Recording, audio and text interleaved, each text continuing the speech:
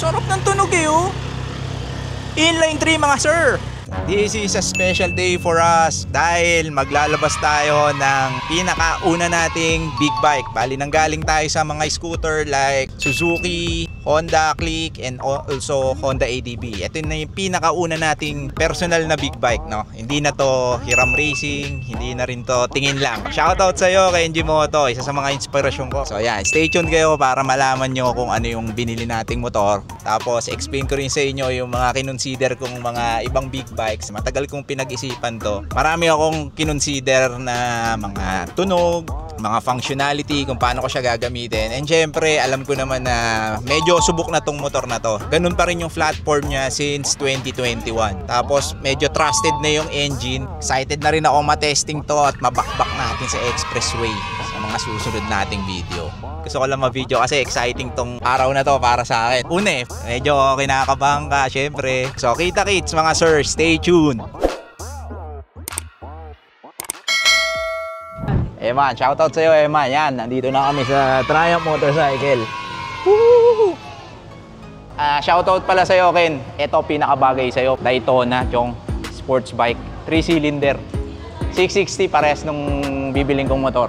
Saktong-sakto sa'yo yan, Brad. Yan, bali ganito yung bibili nating motor eh. 572. Kaya natin binili yan kasi nag-sale yan. 499 lang.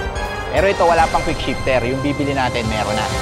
Habang iniintay natin yung papel, so testing muna tayo ng unit dito. Ayan, sinusukat ko dyan yung seat height ng motor. 835mm itong seat height ng motor. Tapos 510 rider naman ako. Napansin ko medyo tingkayad pa rin ako. Hindi ako flat-footed dito sa motor na to. Sasanayin muna natin siguro para lalo pa tayo maging confident. Okay, bali pala yung unit natin, pinakabitan ko na rin ng quick shifter. Ganito yung stock eh. Wala siyang auto blip, tsaka wala siyang quick shifter. Malambot naman yung clutch niya, pero mas malambot pa rin yun sa Honda. Yun yung napansin ko. No? Yung quick shifter pala, ang sabi sa akin, 2 years din yung warranty, basta dito nyo lang binili. Yung unit natin nandito sa labas. Ito yung unit na i-release natin ngayon. Woo! Excited na ako. Itong unit natin, meron na siyang quick shifter. Auto blip quick shifter. So, ang ibig sabihin nito, primera, clutch, tapos segunda, tercera, kwarta, hanggang sixta, wala nang ano to, wala nang clutch, bira lang ng bira. Yung motor, 2 years warranty. Tapos yung quick shifter, 2 years warranty rin. No, nakakatuwa kasi sigurado ka na ma-assist ka nila dito. And sa mga naririnig ko kasi dati, sa mga vlogs, sa mga ibang balita, kasi yung mga friend ko meron din naman silang Triumph Tiger, no? Binenta na nga lang nila yung sa kanila. So far yung mga reviews naman nila based dun sa mga after sales nitong Triumph Green Hills, napakaganda daw ng ano dito, no questions asked, no? Tapos yung ahente ko dito si Miss Dayan, shoutout pala sa'yo. Bali sinabi ko sa kanya yung mga upgrade na bala ko dito sa bike. Ang sabi ko sa kanya is in the future magpapakabit ako ng ilaw. So ang advice niya sa akin, bumili na lang daw ako ng ilaw tapos ipakabit ko daw dito. So ang plans ko is bibili ako ng ilaw tapos papakabit ko sa first PMS. Ibig sabihin pagka nagpalit daw ako ng pipe, covered pa rin daw ng warranty. So yun yung mga isa sa mga kailangan nyo itanong kapag bibili kayo ng bagong motor para at least ma-consider nyo yung warranty. Yung kasi yung purpose kaya ka bibili ng brand new na motor para may warranty. Kasi kung hindi ka naman after dun sa warranty, mag second hand ka na lang, mas makakatipid ka pa. Dito rin pala sa Triumph Green Hills, pwede ka rin bumili ng Vespa kasi malapit lang din sa kanila to. Yan, magkatabi lang sila. No, Moto Italia, Auto Italia, sila yung nagkikerry ng Triumph tsaka ng Vespa dito sa Philippines. So, yan, para nakakasigurado ka na yung mga unit natin dito is quality syempre. Then, natapos din yung bayaran. So yan, dede mo sa atin ni Adrian. Ganda ng damit ni Adrian, no? Dragon Vespa. Wala ba libreng ganyan? Ang gagawin natin ngayon, i-demo niya sa atin yung brand new nating Triumph Tiger Sport 660cc. Okay, sige, demo muna, boss. Ano ba yung mga kailangan nating malaman dyan? Dito muna tayo, sir, sa tank. So, meron na itong 8 liters, 95 octane, sir. Maximum. Meron na? Meron ito, 8 liters. Wow, isang 8 liters. Pag scooter binili mo, parang ilaw na kagad eh. Yan. So, maximum na ito, sir, is 17 liters. Counterclockwise. Muna tayo sa mga... Yan. So, basically, pagka big bike, sir, wala ka na talagang... walang lalagyan, no? Lalagyan. So, kailangan dala lahat ng mga dokumento, no? Ito. Yan, pag nilalak mo sir, slide mo lang siya dito. Itong pinaka, ano niya, itatama mo siya dito. Ah, itatama lang dyan. Siya, nakakabit na yun? Nakakabit na sir. Once na mag-click sir, Okay na yan? okay na yun sir. So, dito tayo sir sa ignition. On mo lang sir. So, Yun, no? we have 4 kilometers. Ito yung, it means sir, tinestride na siya around the area bago namin i-turn over sa yung bike to make sure na good condition yung unit. 4 kilometers na yung tinakbo niya, no? 4 kilometers sir. Saan ka So, meron makita tayo yung sir, 4 kilometers? toggle button dito kung gusto mo makita yung pinaka home display. Ito up, down, left, right. So, down mo lang sir, mapupunta ka dito sa service interval. Okay. So, meron kang 4 kilometers. So, ang remaining mo na lang sir sa break-in period is 996 kilometer. So, is equivalent to 1,000 kilometer. So, whichever comes first yan sir. Kung bihira mo siya gamitin, after 6 months. months. So, March pa to sir. So, down mo ulit sir. Kung gusto mo sa ibang display, we have the brightness. Kung gusto mong hinaan. So, it's up to you sir. Left button mo lang. Okay. Or i-max mo. So kahit nililipat mo siya sir, yung gear shift indicator natin sir, hindi mawawala every time na mag-first gear ka, second gear. Ah, So, andyan pa hindi rin. andyan pa rin yung indicator. Yes, andyan Okay. pa rin. So, And yan. then down ulit natin, ito yung pinaka-home display niya, yung gear shift indicator mo, the time and the date. Ito yung gas mo, this RPM. Since break-in period tayo, pag lumagpas tayo ng 4,000, meron siyang reminder, limiter.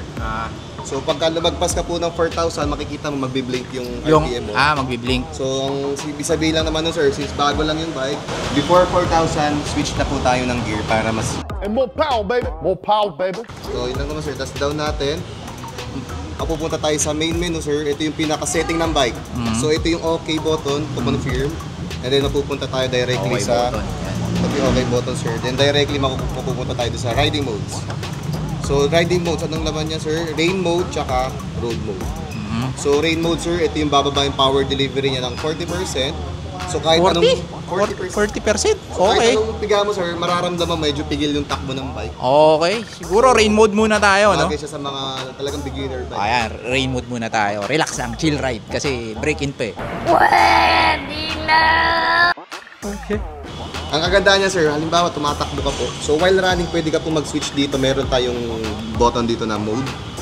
Kung gusto mong mag-switch muna sa rain or road, mapupunta ka na agad yan. Para ma-confirm, okay button mo sir. Ayan, confirm lang. Meron tayong bike setup sir. Ito pong TSA sir, since nagkabit tayo ng quick shifter, so na-adapt na po yan. Kaya lumitaw itong option na to.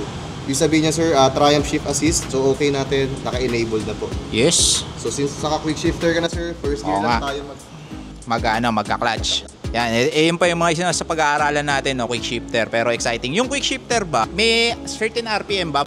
Mag-activate to sir once naka-reach natin yung 3,000 RPM. 3,000. And then second Pwede. gear. Second gear. So kahit i-maintain mo yung throttle sir, kahit sungkit ka na sunod, okay lang. Hindi walang putol. Walang putol. Tuloy-tuloy, no? Tapos pagka downshift naman, blip, Release mo yung throttle. So yan, hindi ka na rin magka-clutch. baba lang ng baba. Tapos first gear, doon ka lang magka-clutch. Clutch ulit. First gear.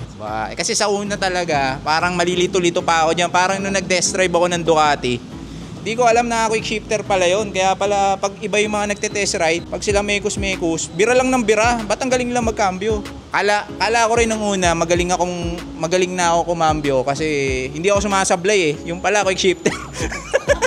No? Wala kang sablay sa quick shifter eh, no? Ano pa yung mga kailangan kong matutunan dyan? Sir, meron tayong indicators. Ito yung self-canceling na kasi tayo sir. So once na nag-turn tayo, automatically mag-shutdown na. Kasi minsan nakakalimutan natin. Gano'n, parang kotse. So pwede mo siyang i-switch dun sa auto advance para at least kung magta-turn ka ng left or right, mga 3 to 5 seconds. Hindi parang kotse na may sensor yan, parang May kotse. sensor. May sensor, parang Kalimutan mo sir, pagka-turn mo, automatic mamamatay. Tapos traction control sir, ang default naman nito is lagi. enable lang natin muna yan. Ayos! Tapos trip setup sir, parang sa sasakyan din sir, meron din siya. Pwede mo siyang i-reset. Oo nga. It's up to you din sir. Then display, ito yung makikita mo sa display sir. Brightness, shift indicator, language, units, clock, and the date. So ang default niya ba naka-rain mode? Naka-rain mode sir. Rain mode tapos on yung ano. Yung traction control sir. So para mag-start sir, kailangan mo siyang i-clutch in. So kailangan mo clutch in, then Tapos start. Yun, i-start na. Wow! Ang galing! Yan yung pinaka-inabangan ko dito. Yung pinaka-unang start niya. Lakas din eh, kung kahit stock.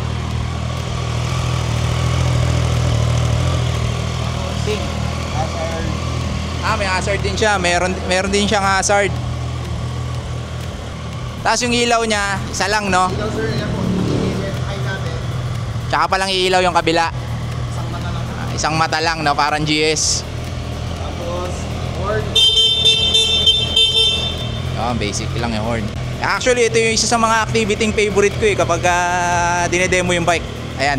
Okay, ano pa yung mga kailangan kong matutunan dyan? Sir, yung safety breakers na. Pag nag-first gear tayo, automatic mamamatay yung bike. Screen naka-side stand pa kasi. Side stand. So, nire-remind ka niya na pulot ko muna. Auto shutdown pag naka-side stand. No, hindi kanya paanda rin na naka-side stand. Siya ng neutral, pero once na sense niya ng first gear ka, Mamamatay. so, meron tayong fuel switch. So, wala nang problema kung ano yung mauna. Kung gusto man-direct dito, sir. Tapos yung ano pala pare, ito pa pala yung shock. Yung sa shock, sir, ano na siya, sir? Nakaset na siya sa standard, yung pinakamalambot na portion na to. So, kung gusto mong i-skip pati Pag ganon. clockwise lang, sir. Clockwise. Free time mag-click. 1, Ilang click yan? 1 to 2 clicks, sir. Yun yung kapag may angkas ka din. Pero kung gusto mong pinakamalambot, sagad mo lang, sir.